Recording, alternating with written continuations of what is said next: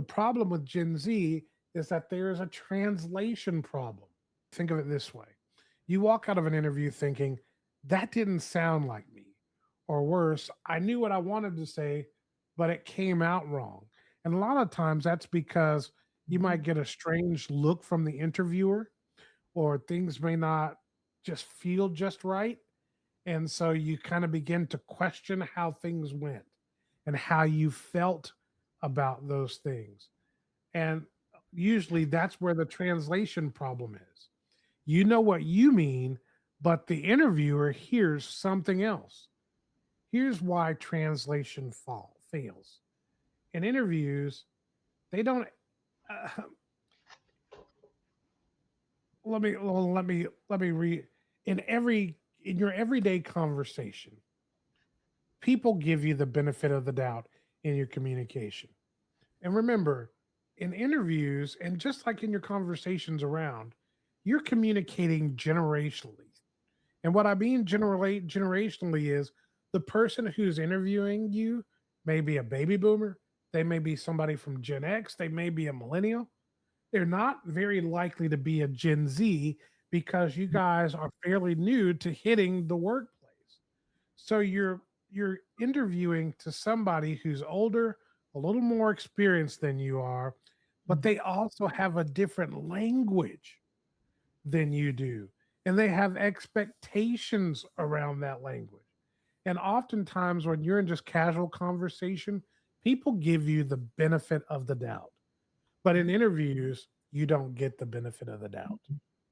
They take you for what you say and they run with it from there. So every answer that you give is evaluated for whether it's relevant, meaning does it answer the question? If it's clear, which means can I follow what they're saying? And is there evidence? Can I picture this actually happening? That's what gets some people in their interview in trouble because sometimes I've heard, and you've heard it and you've seen it. People tell you stories where elements of it are so far fetched that you just can't believe it actually happened. Yeah. And that's not good in an interview. And typically, if any of those three break down, your answer doesn't land, even if it's true. Right. So your far-fetched story could actually be true, but if it breaks the interviewer doesn't believe that actually happened, then you still kind of lose. And that's why you have to be careful about the stories and the things that you choose to communicate to the interviewer. Here's what the data says when it comes to Gen Z and the translation breakdowns. Um, the employers are reporting specific patterns around Gen Z. And so, as we look at recent surveys from hiring managers and people who've interviewed and done this, Gen Z candidates struggle the most with using informal or casual language in professional settings. For example, using slang, using tech speak, or overly casual phrasing that works with friends, but signals unprofessionalism in your interviews. When you're hanging out, when Philip and Lynn and I are all friends, and when we're talking to one another, we're not trying to impress each other at that time, nor are we trying to carry on a corporate meeting. So we just talk to one another. And we'll say something like, don't judge me by what I'm about to say, but I'm just going to say this because I trust you guys. And so we can have those kind of conversations. We would never bring that into an interview. Our conversations in an interview or corporate meetings are always professional and clear. They're relevant to what's being discussed. And whenever necessary, we produce evidence to support what we're saying, but evidence that is grounded so that it doesn't come across as being far fetched or unlikely to have happened. The other challenge with Gen Z is that they lead with questions about things like their compensation, remote work, or advancement, pay raises, and stuff like that before they've even gotten into the interview good. The interviewer might ask you the question, so tell me a little bit about yourself. And you say, well, I'm just looking for a job that pays good how much does this job pay? Too early in the interview process for you to ask that question. When you ask that question before demonstrating your own value or your interest in the actual work that you're submitting for, it communicates entitlement. It communicates that your only interest is the pay, or whether you're working from home or some other thing that's not necessarily related to getting the work done and being a committed part of the team. And when that happens, that interviewer's interest in you wanes. The other Mhm. thing is that when you're in the interview and you overshare personal information or boundaries too early, when you discuss things like mental health accommodations, your demands for a work life balance, or personal limitations before you establish trust with the person that's interviewing you, that can all create a problem. I think I shared in the last interview that I watched an interview where a guy started talking about his colonoscopy. That's the wrong place, the wrong time. I don't care what the interview question is to talk about something as interesting as your colonoscopy during an interview. That's bad form. And then let me give you one more, then I'm going to see what Philip and Lynn have to say. Difficulty reading professional tone and context is a problem for Gen Z. Now, we're going to talk about this a good bit more in our next session when we talk about reading the room. But when you don't adjust your communication style based on the formality of the setting or the informality in some cases of the setting or the seniority of the interviewer, if the vice president of sales is interviewing, you don't walk up and say, yo, what's up, dog? That would not be appropriate. And you're not reading the room well to realize that this is the big boss, probably, if they're the senior vice president of something. Mhm. And so you want to be very professional and very clear with that person. Now, I just want you to say something about these last couple of pieces. None of these things necessarily mean you're wrong. You're not wrong to ask questions about compensation. You're not wrong to ask questions about, things like, you know, working remote, etc. But you've got to be, you've got to demonstrate that you're flexible and that you want to be a part of this team, not because of all of those amenities, but because you think you bring something to the table that's going to make a difference in the organization. There will come a time in the interview for you to ask those questions. It's usually more towards the middle and end of the interview once you've established some groundwork with that interviewer than it is directly up front. Philip and Lynn, what do you guys think? I think just it's a natural tendency for anybody interviewing someone to have more of a mindset of, okay, how are they going to benefit this company? Mhm. And if you are the person being interviewed, you have to honestly have to kind of train yourself to think like that. You go into the interview thinking, okay, what can I say or how can I position myself to show this person that I can benefit their company? That should be where you come from. It's almost like that famous uh, JFK quote, ask not what your country can do for you, but what you can do for your country is kind of that same feel. Go into the interview thinking to yourself, okay, I have a certain set of skills. I know what I'm good at, and I want to highlight these X, Y, and Z things that I am good at and that I feel confident in to benefit this company, to be an asset to this company.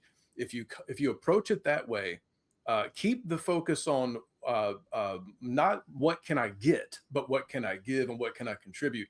That's going to be a huge. That's going to give you a huge leg up in terms of your ability to connect with that interviewer and also possibly how they favor you versus someone else that they may interview later. Mhm. Hmm.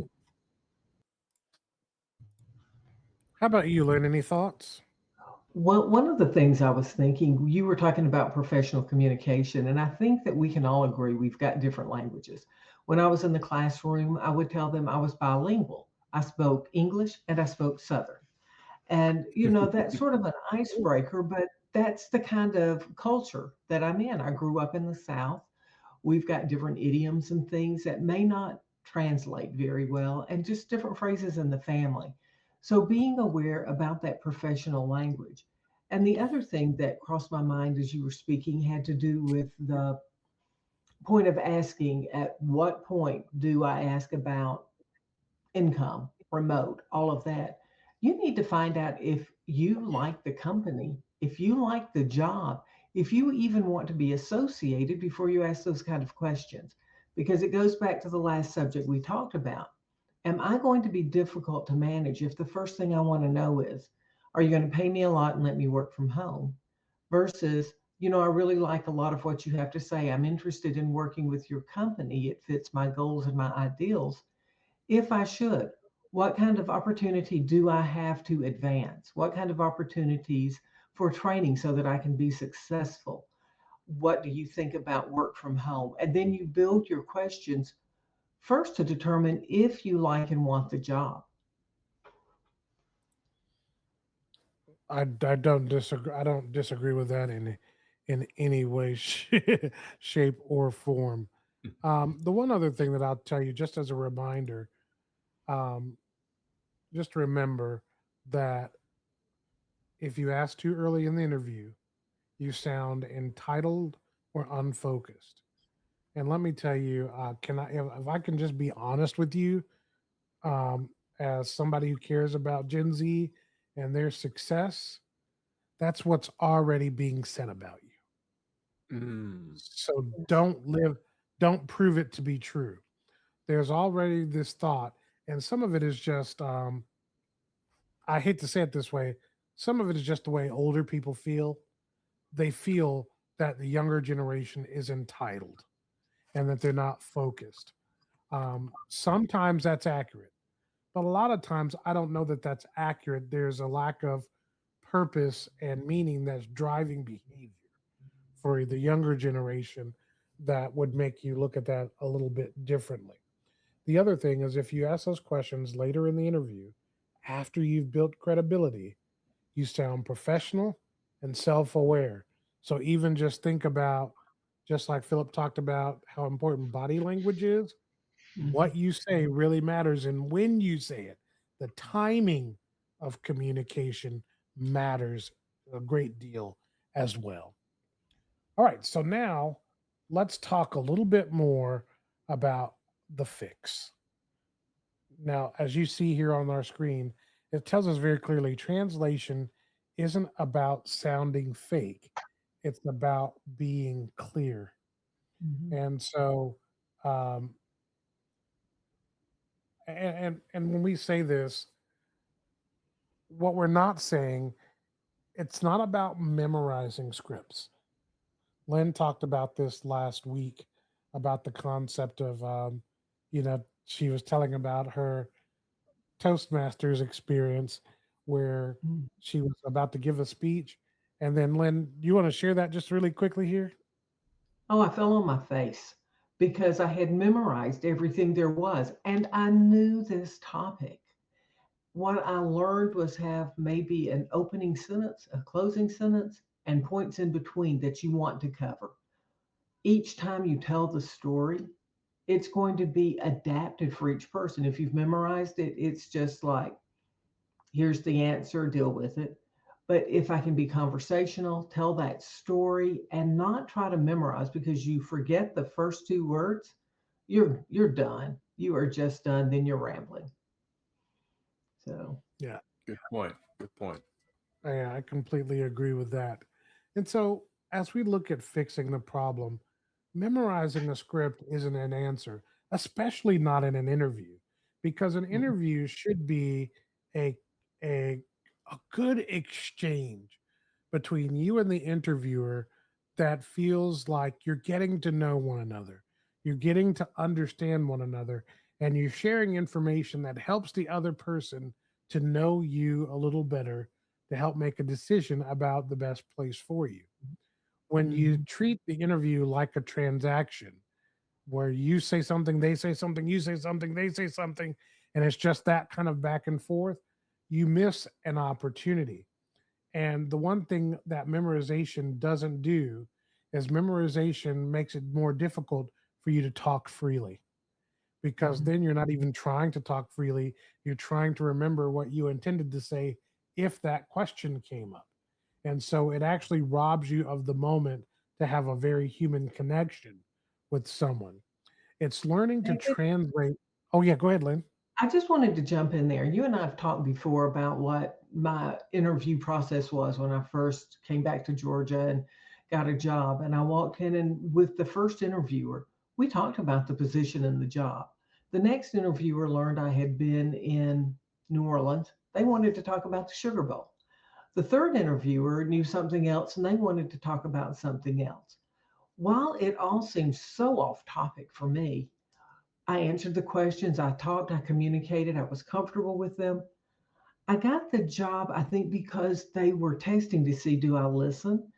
Do I have to stay just focused on this one thing?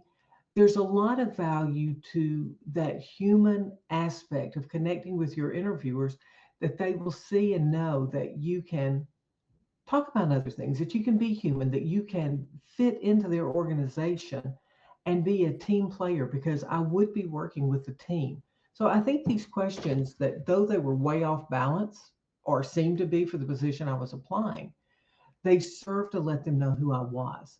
And I think that was important. Yeah, I completely agree with that. And that's the other fun thing about an interview.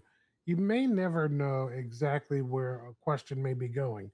I've had an interview process where I was applying for one job, but as they begin to ask me questions, their questions evolved into Mhm. more questions about leadership and management and other things. And I thought that was curious, because that's not what I was applying for. But by the time I got done, they said, "Well, the reality is we have another position that's opening up, and we haven't communicated, we haven't made it publicly aware, and we think you might be a good fit for that. Do you have a preference?" Wow. And That's so, awesome. of course, I wanted the management position, uh, partially because, just being real, I knew that would mean making more money. Mhm. And Right. so I said I'd love that position. I'd want to take that one first. And I ended up getting that position.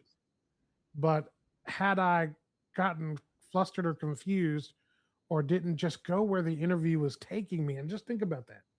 If you're ready to allow the interview to take you wherever it leads, you're going to be in such a better position than you are if you were trying to focus on memorization, scripting, or some other thing that would keep you from actually being able to connect during that process. Mhm. Um, Remember, the goal of every answer that you give, because remember, interviews are risk assessments. The goal of every answer is to reduce uncertainty, to build trust, and to show how you think. When you can accomplish those three things in your answers, you're getting somewhere. And so we want to introduce you to a model, a pattern of communication, if you will, that will help you to begin to shape the stories and the elements that are going to, um, help you to be consistent and give the right kind of information so that you can be successful during your interview process. And that process is called, or that system is called PAR. PAR. You know, Lynn, you want to talk about this for just a moment? We introduced this thought last week, Mhm. uh, and then as an opening salvo for those who attended. But for this week, we're really going to lay it bare. So, Lynn, do you want to talk about this for a moment and introduce it? Sure. In the when we're talking about problem, action, and the result, we're talking about what's happening. What's happening is they're asking you a question, and you set it in context. You look at that problem, you see all around it, and try to think about what all's going on. When you talk about the action, which is what you did about a situation, they can say, maybe the question is, what problem happened when you worked at so and so? Because they've got your resume. You could say in 1 to 2 sentences, This was the situation. We needed someone to take care of calls because there was an emergency, but we were shorthanded. What did you do? As an action, you could say, our department, I led a team. You want to show your responsibility, the action that you took. I recognized that we were being flooded in this area for phone calls. What I did is I selected a few people to take care of those calls. I backfilled and I helped them do that. The result of that, what changed? What was your concrete outcome? The result of that, we were able to answer the calls for all of these emergencies and get people's lights back on. We were able to get the systems back up and running for the company, whatever it is. So it's a structure that helps you focus on what's going on, what you did about it, and then what the result is, what changed, what was your concrete outcome.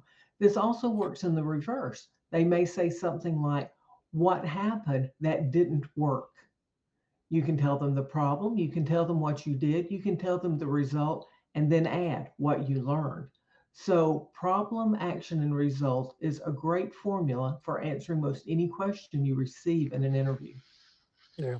And you can also substitute, the P, the problem for S, situation. But whether Hmm. it's the problem or whatever the situation is, still boils Hmm. down to the same thing. Right. Give us paint the picture of what was happening in the Hmm. while that you're talking about here. And the reason why I want to be very specific because again, I want to go back to this important piece.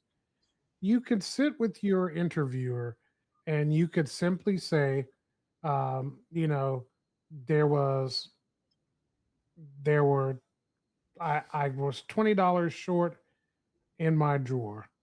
Hmm. I couldn't figure it out. And so I went home for the day and hoped that I had a job the next day. That's a form of problem action result. Yeah. But remember, we want you to incorporate we we want you to incorporate story. So what helps you with this process to tell a story is because it asks you to tell what's happened, give it context, what Hmm. you did, also giving context, but also remember using the word I instead of we, because you kind of want to take a little bit of the credit and talk about what you did, not what everybody else did, and then give the result. So maybe another approach to that was, you know, we'd had a busy week. It was right around Christmas time. And one day my drawer was $3 short. I panicked because my drawer is typically never short, and I do a good job of managing and handling change. So, of course, I did the basic things of looking around to make sure I didn't slip something under the drawer. And then I went to the cash register tape. And as I looked at the tape, I began to see, I saw the place where I made the mistake and I had given somebody just a little too much change, which meant that I needed to do something different. So going forward from that point, I changed the way that I counted out change. I always counted it on top of my drawer first and did a double check before I handed change back to help me to ensure that I was never short again. So you give a problem, you have action, and you have a result. Even in a difficult situation that you might think, well, this doesn't shine a great light on me. It actually does shine a great light on you because it says that you took responsibility. You identified that you were the responsible party for it, but you also took action to fix it so that it would never happen again. Most organizations hearing that story would want someone like you handling their money. Mainly because That's you not a took bad thing. responsibility. Absolutely. So Yeah. many other people either don't take their responsibility and they start looking for somebody else to blame to say, well, so and so was Mhm. in my drawer too. Hmm. Or the unfortunate other side of that is somebody stealing from them. And they usually come to a situation like that thinking the worst first. But when you take responsibility and own that, it helps so much in those Mhm. situations. So I want to take a little bit of time now, and maybe if I can indulge Philip, to help me, I'd like for us to start looking at some examples of par and how they would play out so that you can hear them and you can begin to apply some things to your own life. Now, one of the things that I want to tell you is that we're going to do this using some very common questions that happen in interviews. In fact, most of these questions happen in most or many interviews. So make sure you pay attention to the question as much as you're paying attention to the answer and the different ways to approach it. So, Philip, let's take number one here and talk about, well, here's a perfect example. Tell me about yourself. Yes, yes. One of the things that I think is super important is not to go down any roads that are going to lead to like a dead end. There's something to be said for having the ability to kind of segue into other things as you're talking about your experience and so forth. So, like in the before example here on the screen, it says, I'm a recent graduate with a marketing degree. Okay, that's factual. I'm passionate about social media and I'm a quick learner. Okay, not horrible. But in the print below there, it says what they hear, like everyone else, no specifics. You know, Look, and can I just say that is so, I mean, I don't know how many times an interviewer hears, I'm passionate and a quick learner. Yeah, yes, and just think about it. Sometimes we don't stop for a moment and put ourselves in the interviewer's seat and yeah, consider how many interviews they've done and how many times they must hear the same things over and over and over Mhm. again, yeah, which moves you down the ladder instead of up the ladder. And so you absolutely. want to be different. Yeah, for sure. And even if you really did want to emphasize that you are a quick learner, it'd be good to include some type of a personal example of maybe how that happened at a previous job. Like you could say, when I came into XYZ job, they needed me to learn these compliance standards that normally take 2 weeks, but it only took me 1 week to get everything and figure it all out, and I was ready to rock and roll. Just something like that. Maybe not that casual of language, but you get my point. Just showing a personal example of how you took uh, maybe information in quicker than would be normal and that type of thing to show that you're ready to hit the ground running in any position that you get.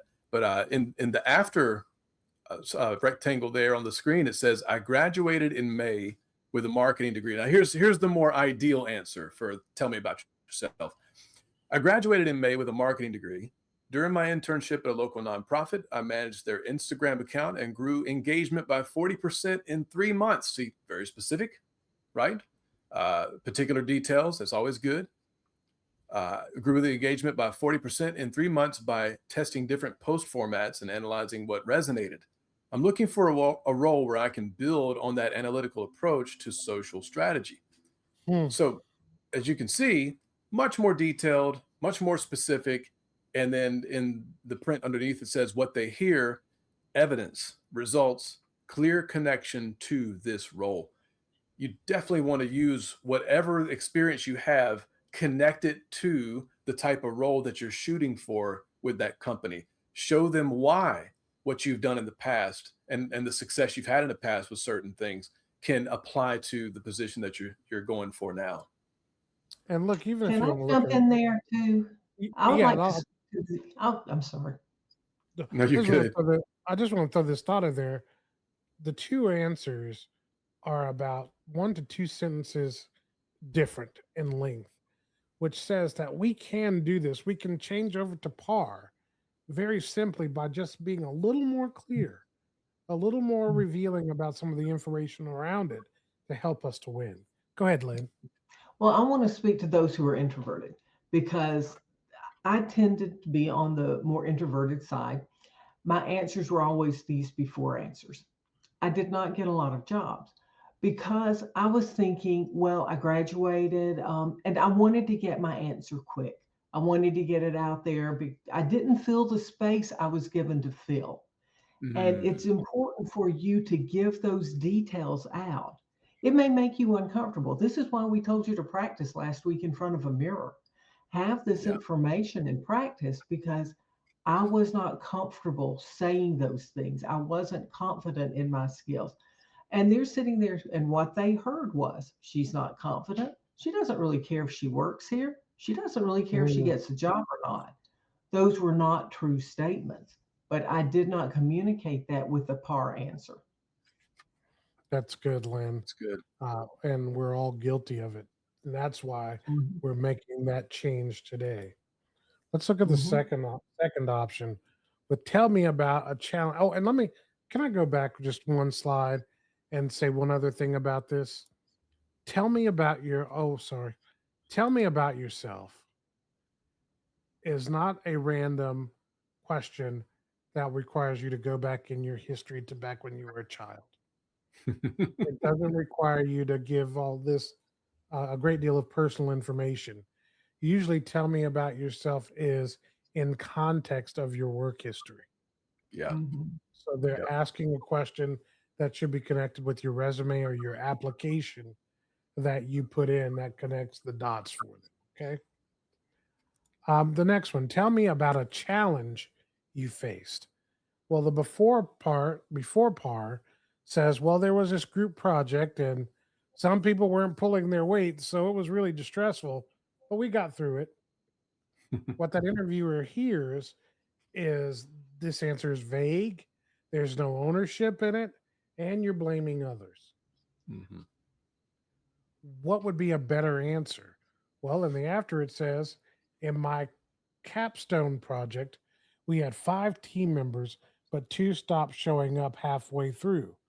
With 2 weeks until the deadline, I set up a quick meeting with the remaining 3 of us, divided the missing work based on our strengths, and created a shared checklist so we could track progress daily. We finished on time and ended up with an A. I thought I it taught me how to adapt quickly when a plan falls apart. Mhm. So, what Very do we good. see here? We see problem solving, we see ownership, and we see concrete actions at Mhm. play, decisive decision making that led to probably a better result than they would have had if they just stayed the course where they were. We also see leadership. We see someone not just owning it, but taking the lead and driving to a good end result. That's what the PAR process will do. Any thoughts from Philip, Lynn? Mhm. Yep. I think one of the things that can help in this particular type of question, when you're talking about a problem that you overcame or a challenge that you faced and dealt with, is that you could spend a little bit of time on the thought process that you had while you were figuring these things out, while you were solving the problem, not just what you did to solve the problem, but maybe a little bit about, okay, I thought that if this would happen, that would probably lead to this. And I decided to go XYZ way instead. That way they can get a little bit of a peek into your mind and how the gears turn when you're faced with problems that you have to solve on the job. Right. And that's why one of the things that I liked about her answer was in the end, she shared what it taught her. Yes, Mhm. that's good. And so that's always an important piece because, in that first question, we said I'm a quick learner, right? But this is a very clear example that this person not only adapted quickly, but they learned something from it as well. And so they were demonstrating that they were a quick learner in this particular scenario that helped. Len, you want to tackle scenario 3? Sure. This one is, tell me about a time you demonstrated leadership. The before is, well, I really don't have any real leadership experience. I helped out with a youth group at church, but that's really not the same thing. So you don't have confidence here that you're hearing. You didn't value the experience you had, and really you've sabotaged yourself in this. But as Mhm. we read this other answer, I want you to listen for leadership, coordination, stakeholder management, and if skills are transferable. So when I hear, tell me about a time you demonstrated leadership, the answer could be, well, last year I coordinated a service project through my church's youth group. We had 25 teenagers and needed to organize for a weekend food drive for a local shelter. I created a sign up system to assign roles, reached out to 3 grocery stores for donation partnerships, and set up shifts so everyone knew when to show up. We collected over 500 pounds of food, and the shelter said it was the most organized volunteer effort they'd seen. It taught me how to coordinate multiple stakeholders and keep a team aligned toward a deadline. We often think that the things that we do have to be in our work history, but you can see you can pull from volunteer opportunities as well to demonstrate the leadership that you have, how you can coordinate people and work with them. It shows a team management aspect while also maintaining the ownership and the leadership here. And it shows I set up a sign up list. People have seen the sign up list you've done. Now they know how to set up a sign up list. So you're not only managing this, but you're putting together skills that others can follow with you. So in this situation, you've shown them a lot about you. Not only that you want to work, but you show a more well rounded person because you've been involved in the nonprofit sector as well. Mm. You know, Very one of the things I would definitely say here is don't take for granted the experience you've gained through volunteer work, through helping others, through your yeah. church or other groups or other things like that. Because, you know, even if you're at the Kiwanis Club and you coordinate bingo night, there are still things in that you do. You made sure that everybody got what the car that they were supposed to get. You made sure entrance got the proper materials that they needed to, participate in this activity, Mhm. and that there was a caller that was available, and you did step, and those Mhm. steps can be valuable, especially when you're young and you don't have a bunch of experience. Mhm. But what you have done is volunteered. What you have done is done a little bit of work on the side for your mom or your dad or someone else, or Mhm. some work on the side for a neighbor or for school. You can find skill sets in all of Mhm. those things that you should pull to the table. Well, and you can find them also in your sports activities and in your clubs. If you're in high school, college, just now starting into the work field, you can pull all of these examples out of that. Absolutely. Absolutely, man. Absolutely. Let's look at example number 4. Philip, you want to do this one? Sure. In the example says, "Why do you want this job?" That's a great question, very commonly asked question. The before response is, "I really admire your company culture, and I think this will be a great opportunity to grow." That's not horrible, but it's pretty generic, and so that's Mhm. why underneath the sentence there it says, "What they hear." It could be anyone. It could be any company. Very true. You could That's basically a boilerplate answer, and you want to try to avoid those as much as possible. And Okay. not only that, Philip, but you could, as an interviewer, you could see this person that you're interviewing give that same answer at 5 other interviews that they've been on. Mhm. Exactly. So Yeah, there's nothing about you and your organization that seems to connect or matter to this person. Mhm. exactly. Exactly. Now, I love the after for this one because it shows signs that someone's done their homework.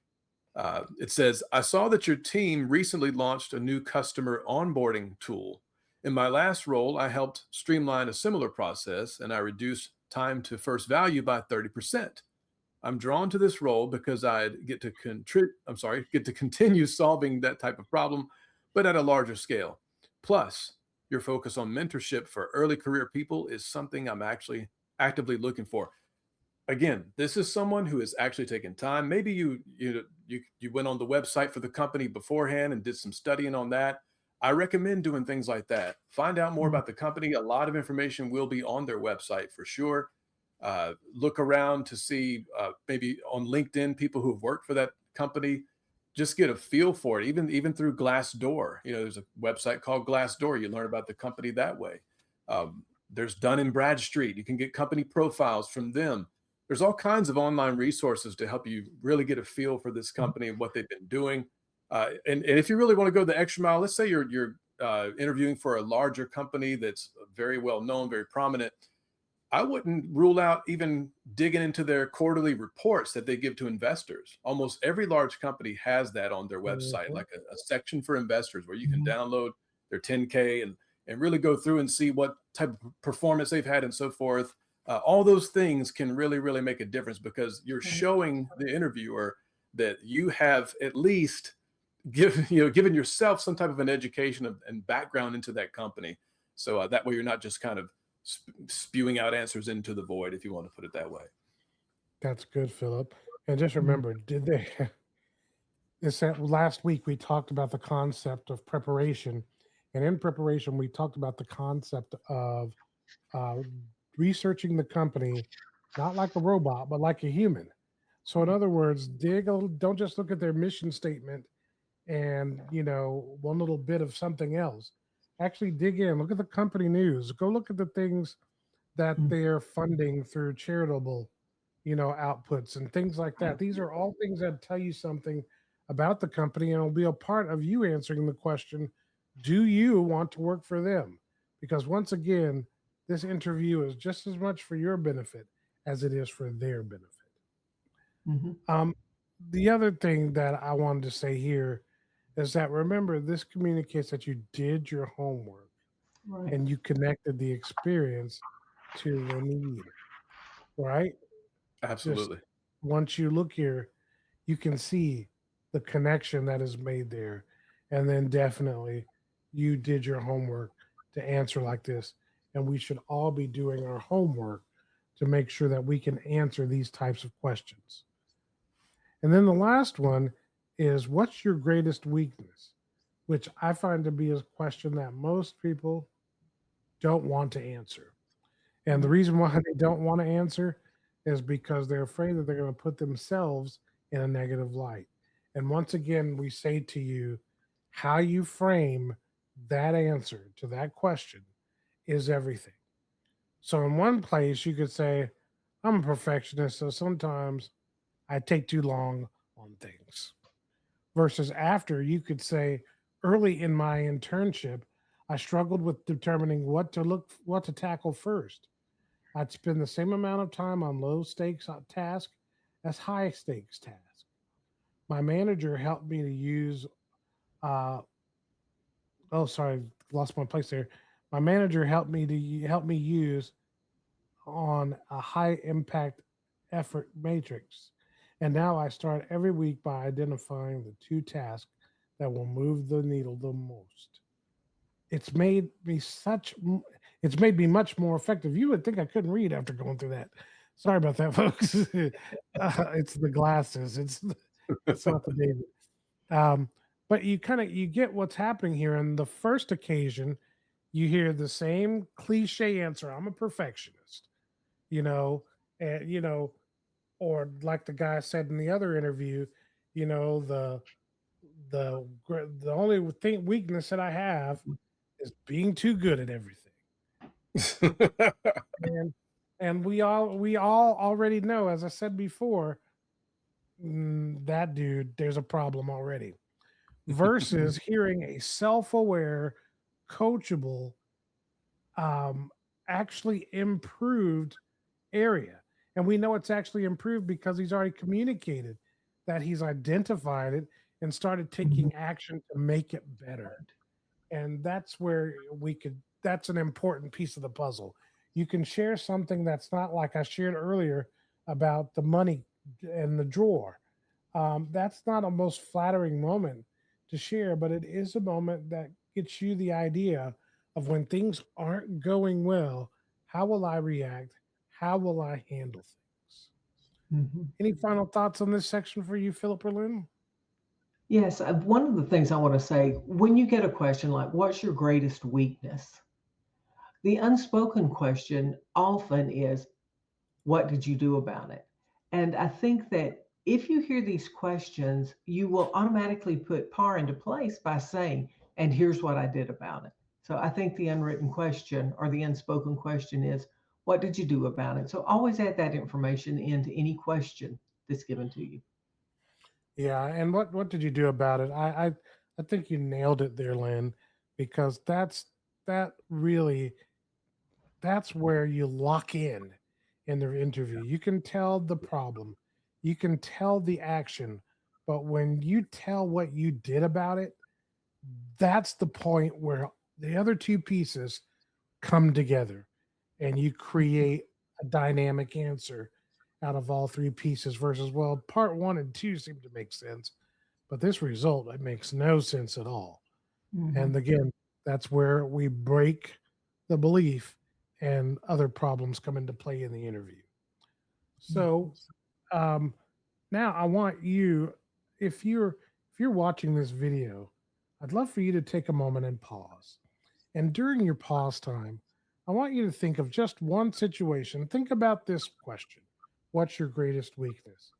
And I want you to think about a thing that that you can answer honestly might be considered a weakness, but then what are you doing to improve that weakness? Or if you're watching this right now and you've come to the place where you identify, and let's just be honest, you might be like me and said, where do I start at my weaknesses?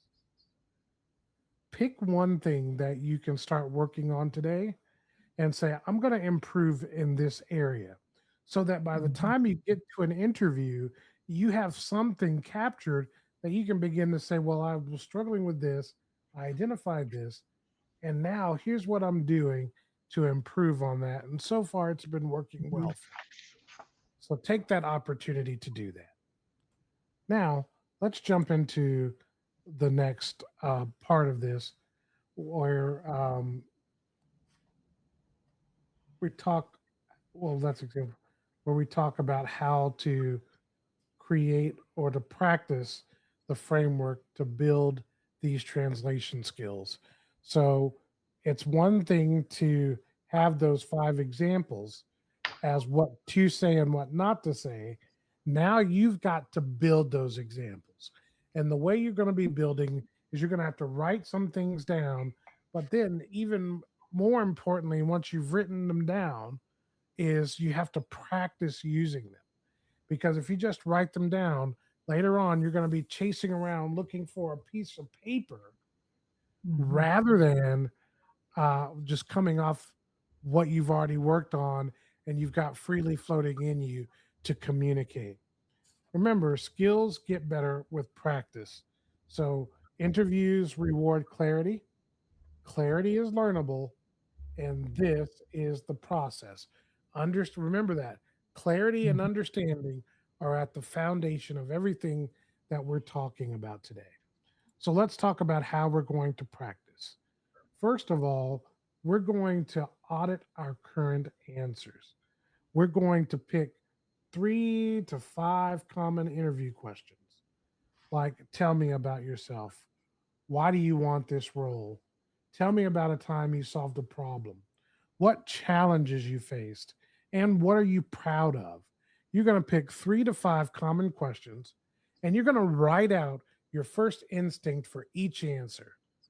Then you're going to ask yourself, is this generic? Is this vague? And does it show evidence? Once again, ask yourself, is this generic? Is this vague? And does it show evidence? So I want you to think about that for just a second.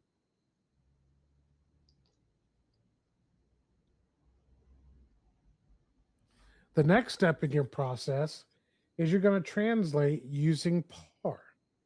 So, in other words, you're going to use the PAR concept for each answer. You're going to identify a specific problem or situation, describe the action you took using I, not we, and then you're going to state the result. Concrete, not vague. Let's hear that again. Concrete, not vague. And remember, when you're creating some of these examples, all of your experiences count if you translate them. So whether it's an internship, volunteer work, a student organization, a part-time job, church groups, a class project, all of those things are valuable and can be a part of you telling your stories. Okay? The next step in the process is going to practice out loud. Mhm. You're going to say your answers out loud. You're going to do something like we talked about last week. You're going to use the mirror. You're going to get in front of that mirror and you're going to give your answers and you're going to watch yourself give those answers. It may be uncomfortable, but so what? It's just like I talked about being an actor. And if you spend the time in the mirror and you get the role, you don't care about how uncomfortable you felt. You got the role. And Yeah. the same thing will be the case with the job. If you spend that time practicing and you get the job, you don't care about the time you practiced in the mirror. You'll begin to tell other people about practicing in the mirror as one of your secret weapons to get the job. Hmm. So you definitely want to do that. You want to also record yourself if you can. And you want to listen for certain things. Listen for things like filler words like you know, different words that people use to either transition or give themselves more time to think.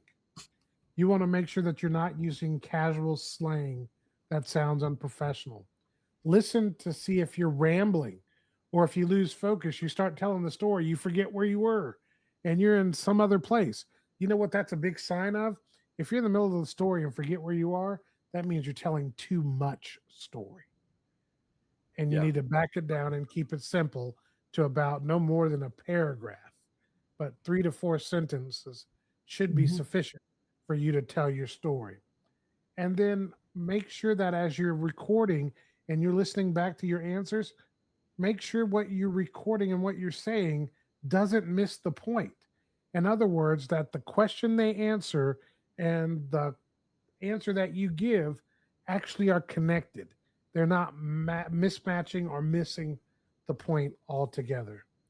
And as we said last week, when you're practicing, if it sounds messy out loud, it's going to sound even worse in the interview. So you want to practice until you feel like you've got it down. It sounds good and it feels good. And once you're there, practice some more until it becomes second nature for you. Then the last part of this is you're going to build the story bank. You're going to prepare 5 to 7 stories that you can use across multiple questions. Every story should have the PAR principle in place. Problem and solving, problem and solving. You should have a story around problem solving. You should have a story that shows your teamwork or collaboration. You should have a story that shows your initiative and leadership. You should show where you're learning from a mistake and where you're handling pressure or a tight deadline. And remember, you're going to use these stories for 80% of the interviews that you go through. So you're going to use them over and over again. And guess what? That's not a bad thing.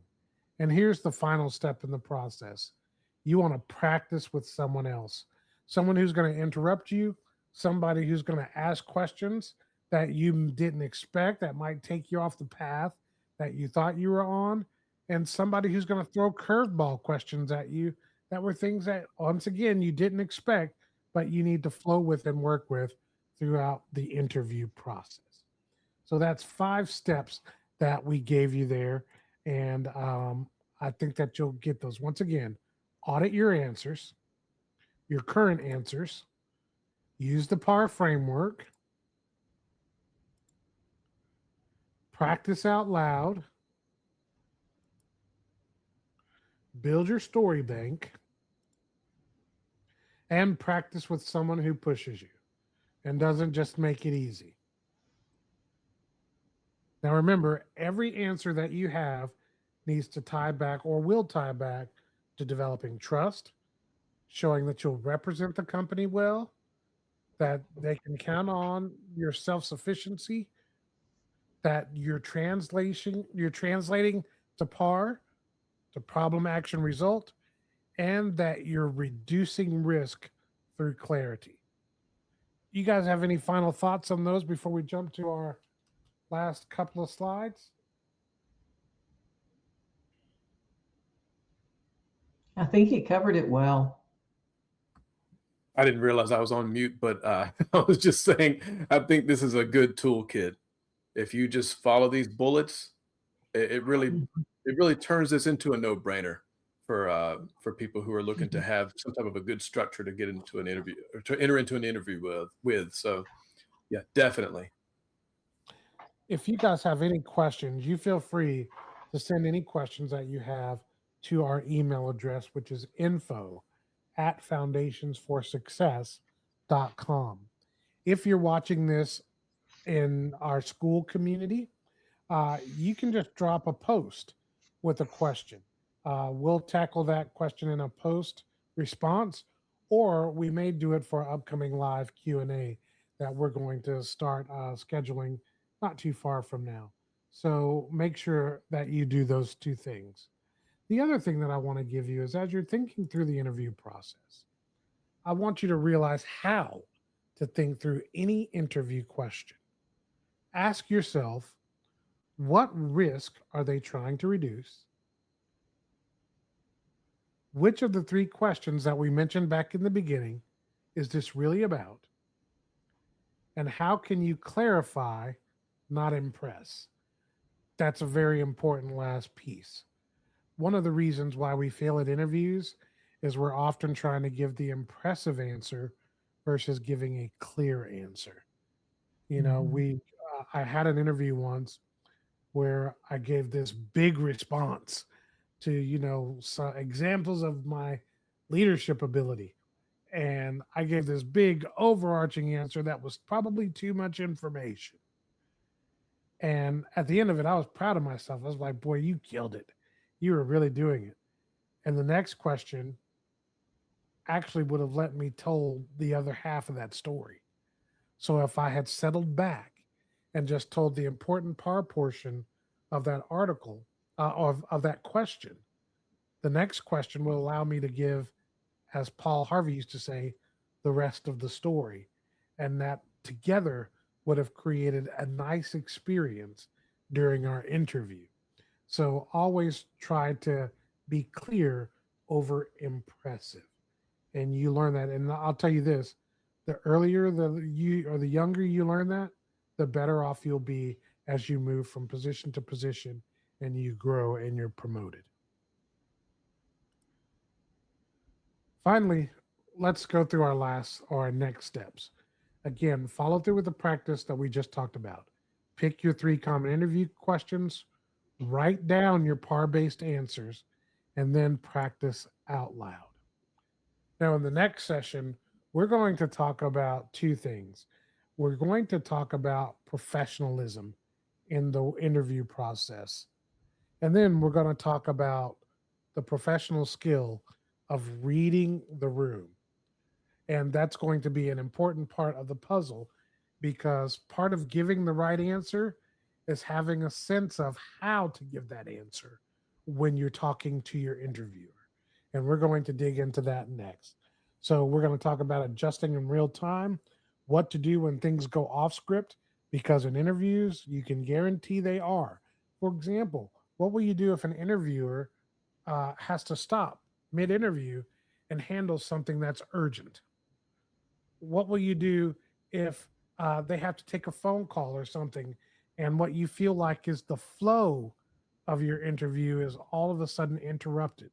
These kinds of things happen and you'll need to know how to help get things back on track. And then you're going to have to handle unexpected questions and shifts in the energy during the interview. And that's going to be an important part of the puzzle. Remember, interviews are dynamic, and you'll learn how to be dynamic too with our next session. Philip and Lynn, any final thoughts before we wrap up for today?